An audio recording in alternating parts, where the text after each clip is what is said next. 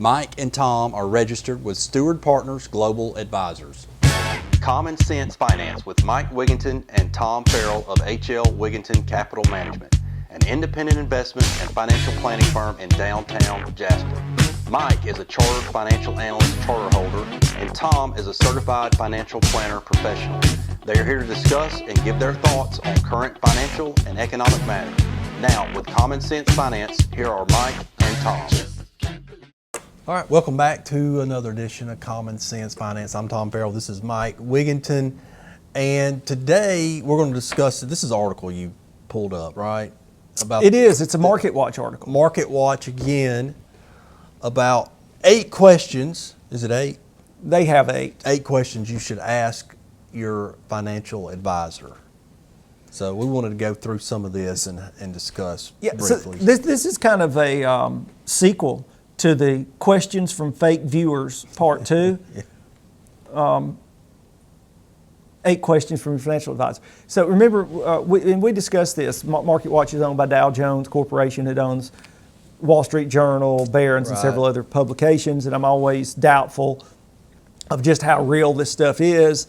But then you think, well, is this a proxy for questions our clients would have? Mm-hmm. But you know, it goes through their mind at night when they're watching Star Wars or something, and they just don't ever think to ask you or whatever. Right. And so we'll just bring this up and see what sort of response we get to it. And I'll tell you that there seems to be a trend amongst these articles. I don't really agree with them. That's not surprising. Well, we'll just see where you stand on all this, Thomas. Okay. And keep in mind that, you know, these people, they disclose, although that people don't read the disclosures, that, that, hey, their staff, Dow Jones staff's not responsible for this content, and we may earn money from the links. Okay. So the first question, and I see this all the time, I get so tired of it. Are you a fiduciary? You ever had anybody ask you that? Mm-hmm. Quite a bit? 2. Okay. Maybe 3. Yeah, I've had very, very, very few times people have asked me that. All right. I'm not opposed to that question. It's just that the people ask don't know what that is, what it means, especially what it means in this industry. And in this industry is all the rage. Let me tell you something, okay? The term fiduciary has been around a long time. I say since the second caveman, right? Because you got to have 2, Matt. Because one's got to be fiduciary for the other. So since the second caveman. So, you know, lots of industries, we won't name any, like to go around making up definitions for work, like they invented the term, all right? But a fiduciary is a position of extreme trust where you're acting on behalf of another entity, because it doesn't necessarily have to be a live person you're acting on behalf of. It could be the estate for a deceased person that you're acting on behalf of, all right? But where you're acting on behalf of another entity, and that position of extreme trust calls for you to put, you as the agent, to put the principal, the person that you're working for, their interest ahead of your own.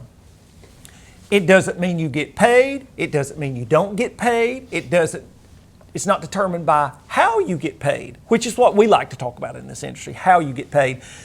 If you're the executor for your parents' estate, you're a fiduciary. You may be receiving 0 in compensation for that, but you're a fiduciary, all right? You didn't get paid anything, all right? Getting paid doesn't violate any sort. And so, whether you get paid, now this is not the law in our industry, right? If you work on commissions, then you're not a fiduciary, okay? Now, it's just the way it works in this business. Right. If you to be considered a fiduciary relationship, you need to work on a fee basis, all right? I mean, you know, I didn't make those rules up. I don't agree with them. No. I mean, I would say that legally, that 2 parties could contract, and you work on a commission basis, but here's the outline, and you're a fiduciary. Absolutely. It's all about behavior, right? Responsibility and behavior, and how you act. So that gets into the conflicts. Oh, how you deal with conflicts of interest. Any top conflicts that come to your mind? Yeah, but I'd rather not. Well, there's lots of, so they say, oh, okay, so. Well, I will say, a commission can give more opportunity, in some people's mind anyway, more opportunity for a conflict to occur. Maybe, hey, I'm just making these trades because I need to generate a commission for myself or something like that. That's kind of okay. one of the things. Fine. And in our trade, because I don't know about others. I mean, how you get around conflicts is because you can't. There's no such thing as eliminating conflicts. Anybody that says that, I mean, that's a red flag right off the bat. But it's about disclosing them. All right. So remember, we were talking about disclosures and how a few months ago we were using an IRA application to open an IRA, and it was 96, 97 pages long. The IRA application was. And it was like right at 90 pages were disclosures. Yep. In little bitty tiny print. Okay. So our industry takes disclosures important or seriously, and so conflicts of interest can come up in any number of ways. You're right. Generally, it's around pay. But I'm going to tell you something. Because you work on a fee basis, that doesn't in any way eliminate any sort of conflicts, right? Because if now you feel like you can stay gone from work, 75 days a year, or work from home and not work but take the pay, you understand what I'm saying? Yep. That's a conflict. Oh yeah. Okay. You're not actually monitoring. You're not performing. Right. You're not performing. So that's a conflict, pal. And so I'm going to get a lot of pushback from compliance, I'm guessing, on this, but I'm looking forward to that. I often find that so many of my conflicts aren't with me and the client. It's with me and the client have conflicts with like broker dealers, right, and such as that, and custodians. The corporations that generate the disclosures. Yeah. So I think actually, if clients knew about, I have no problem with the fiduciary question. This is an 8-question deal. I'm gonna try to get, because most of these questions I think are worthless. We're still on one. And we're still on one. Is that's fine. I'm cool with that. Just understand what a fiduciary is, what it means, and what it doesn't mean. It doesn't mean like you're going to get some sort of irregular return in a good way, some irregularly high return. Doesn't mean that at all. Right. Okay, and discussing conflicts, that's a real tricky one. And so, but no problem with that. What are your credentials?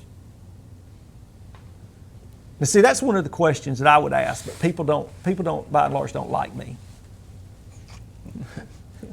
Well, I'm just saying they say I have a bad bedside manner. I can see that. Well, I'll just tell you, I think it's like any service provider that I would have. Name some: medical, legal, tax. I'm like, now where did you study that? How long have you been doing that? Who you work for? Because I want to know who you are. Absolutely. As to whether or not you're qualified to do any work for me. My problem with that question is that in this industry, there's so much garbage. And people don't know what they mean. They know for a fact, the people in this industry, they've studied this for eons, and they know that the public believes that the more letters a person has after their name, the more qualified they should be. They have no idea that a lot of those, they just paid some money and basically read Cat in the Hat or Green Eggs and Ham, and they sent them a little. I'm serious. About 15 minutes, they sent them a diploma. Money. You took a 10-question test, passed it, and there you go. If you were serious about conflicts, why wouldn't you outlaw that? I would, like day one. You would be gone. As a matter of fact, I would get rid of your whole corporation. The people. I'm just saying. Yeah. I agree. The legitimate credentials, the investing public don't know what they are or what they're about. Okay, there's some that have more, that are higher profile, and you know that and I think we feel the same on this, that the bar for entry into this industry, it's our personal beliefs. I think, you can speak up here, America's watching, is low. It's a low bar. So the more relevant, rigorous education that you get, I'm 100% for it.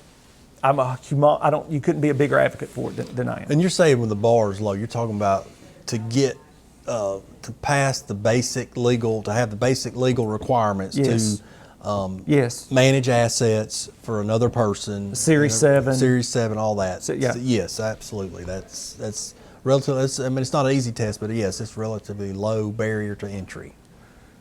But once you're in, the marketplace to sell you designations to me personally, speaking as a human being, and I can do that as a knowledgeable human being, I find it offensive. And so I'm going to read off some of these other questions. Okay, I'm not even going to go over. Firm values, if that means something to you, what do you mean by that? Investment philosophy. Okay, I'll change that and say, tell me what your process is for investing money. That's a good question. What's your process? Because think about this. A lot of clients now have actually thought about this question. If you have 1,000 accounts, how do you look over that many? And you better have the technology and the processes in place to do that. Okay? Otherwise, you can handle about 5 accounts, some ridiculously low number. Less than 100. Yeah, if you're going to watch, hey, you imagine the clients coming in and say, hey, now once you move the money here, do you expect us to look at this at all? Right. I mean, can you imagine? If everybody was being forthright. So, anyway, processes, investment processes is more than philosophy is the way I'd fee structure. Okay. This question, the way they put it, again, it's all about commission versus fees. Because of our processes. I used to say, I don't care. It's about the same to me one way or the other. Today, we run predominantly, and it's moving more and more that way, off of fees because of our processes. And it really dictates that, all right? But in this industry, the way that's written about, it's carte blanche. Commissions, bad. Fees, fiduciary, okay? Right. And I think the way that's presented, it's misleading and it's misrepresenting the facts, okay? So that's what I have to say about fee structure. Types of clients, maybe that's important. I don't know who you work with. Right. I'm not sure that that's important. I guess this is a question that in today's world, maybe, how will we work together? Face-to-face or virtually? I don't mind do you mind having virtual calls? I don't mind having that. I prefer to do face-to-face, but yeah, Me too. Some people I'd rather do virtual. Well, and for sure that's become more accepted since yeah. the whole flu thing. But I'm with you, even if I have to fly to you to another state, which I do, as you know, that's what I prefer. Last, what resources will I have access to? And what they're talking about when they say resources, the first thing that might come to mind is, well, am I going to be able to see my accounts online?